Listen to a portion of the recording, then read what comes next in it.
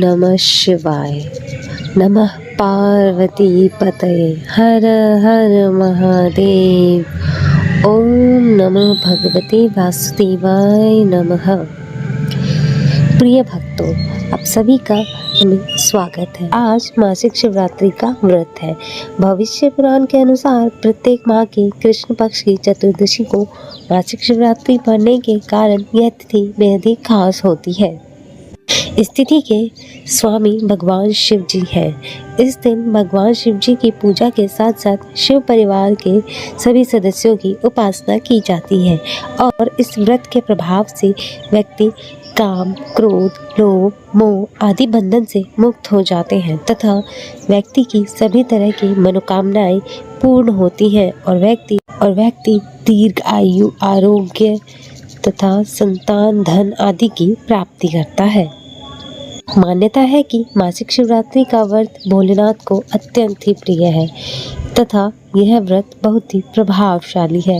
तो प्रिय भक्तों, आज हम श्रवण करेंगे मासिक शिवरात्रि की बड़ी ही अद्भुत कल्याणकारी व्रत कथा। तो प्रिय भक्तगणों, भगवान शिव का ध्यान करते हुए आइए श्रवण करते हैं मासिक शिवरात्रि की व्रत कथा। ओम नमः शिवाय।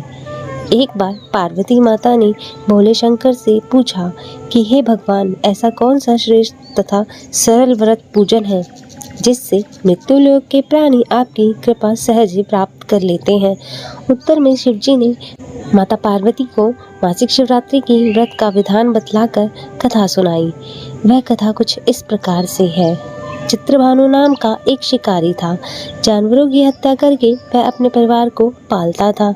वह एक साहूकार का कर्जदार भी था, लेकिन उसका ऋण समय पर ना चुका सकने के कारण क्रोधित साहूकार ने शिकारी को शिव मठ में बंदी बना लिया। संयोग से उस दिन मासिक शिवरात्रि थी। शिकारी ध्यान मग्न होकर शिव संबंधित धार्मिक बातें सुनता रहा। चतुर्दशी को उसने शिवरात्रि व्रत की कथा भी सुनी। शाम होते ही साहूकार ने उसे अपने पास बुलाया। शिकारी अगले दिन सारा ऋण लौटा देने का वचन देकर बंधन से मुक्त हो गया। अपनी दिनचर्या की भांति वह जंगल में शिकार करने निकला, किंतु दिन भर बंदी गृह में रहने के कारण वह भूख प्यास से व्याकुल था। शिकार खोजता हुआ वह बहुत दूर निकल गया। जब अंधकार हो गया तो उसने विचार किया कि रात जंगल में ही बितानी पड़ेगी। वन में एक तालाब के किनारे बेल के पेड़ पर चढ़कर रात बिताने का इंतजार करने लगा। बेल के वृक्ष के नीचे एक शिवलिंग था जो बेल के गिरे हुए सूखे पत्तों से ढका हुआ था। शिकारी को उसका पता नहीं चला।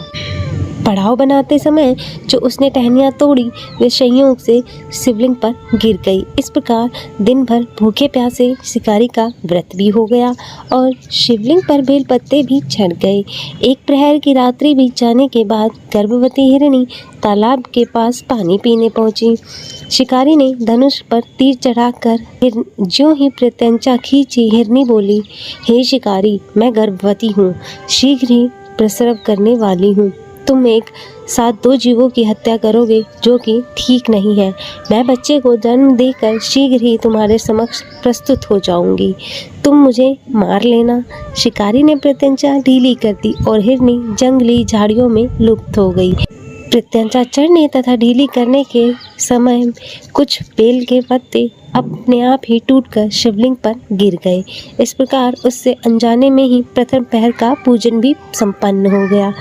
लेकिन कुछ देर बाद एक और हिरनी उधर से निकली।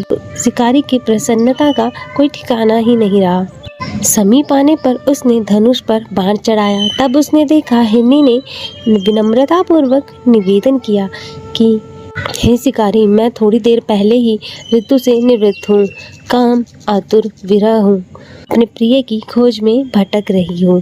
अपने पति से मिलकर मैं शीघ्र ही तुम्हारे पास आ जाऊंगी। शिकारी ने उसे भी जाने दिया। 2 बार शिकार को खोकर उसे चिंता हो गई। रात्रि के आखिरी प्रहर बीत रहा था।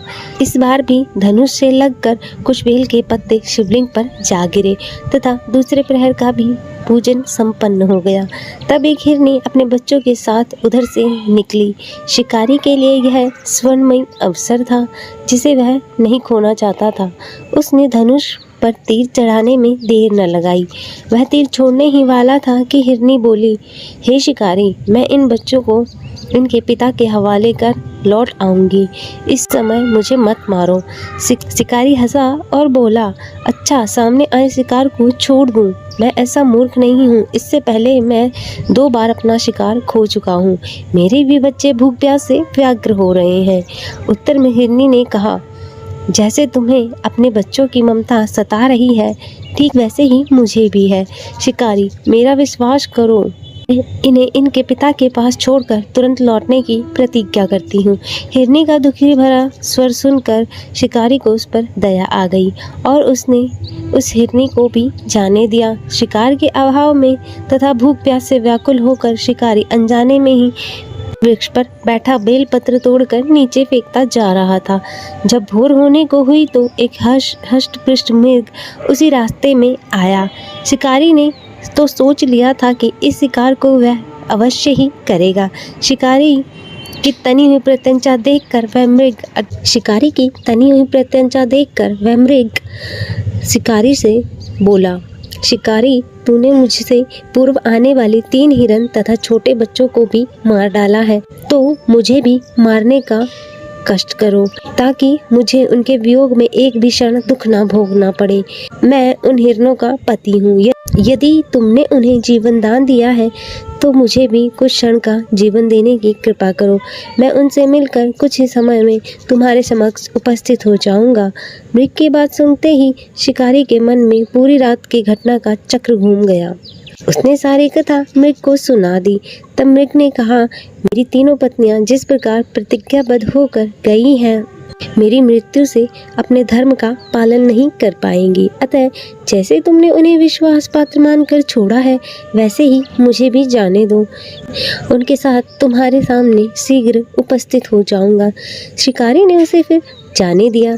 इस प्रकार से प्रातः हो गई। उपवास, रात्रि जागरण तथा शिवलिंग पर बेलपत्र चढ़ाने से अनजाने में ही मासिक शिवरात्रि की पूजा पूर्ण हो गई। पर अनजाने में की हुई पूजा का परिणाम उसे तत्काल मिला। शिकारी का हिंसक हृदय निर्मल हो गया, उसमें भगवत शक्ति का वास हो गया। थोड़ी देर बाद ही वह मृग परिवार शिकारी के समक्ष उपस्थित हो गया ताकि वह उनका शिकार कर सके। किंतु जंगली पशुओं की ऐसी सत्यता, सात्विकता तथा सामूहिक प्रेम की भावना को देखकर शिकारी को बड़ी ही ग्लानि हुई। उसने मृग परिवार को जीवन दान दे दिया। अनजाने में ही शिवरात्रि के व्रत का पालन करने से शिकारी को मोक्ष और शिवलोक की प्राप्ति हुई। हे प्रभु, हे दयानिधि, जिस प्रकार आपने शिकारी को सद्गति दी, उसको मोक्ष की प्राप्ति दी, उसी प्रकार अपने सभी भक्तों पर इस कथा कहानी को प्रेम भाव से सुनने वाले पर अपनी कृपा बनाए रखिएगा। प्रिय भक्तों, मैं उम्मीद करती हूँ कि आपको यह कथा पसंद आई होगी। वीडियो अच्छी लगी हो तो इसे लाइक करें, ज़्यादा से ज़्यादा शेयर करें और कमेंट में हर हर महादेव ना भूलें। और शिव भक्ति संसार चैनल को सब्सक्राइब कर नोटिफिकेशन बेल को ज़रूर ऑन करें। हर हर महादेव। ओम नमः शिवाय।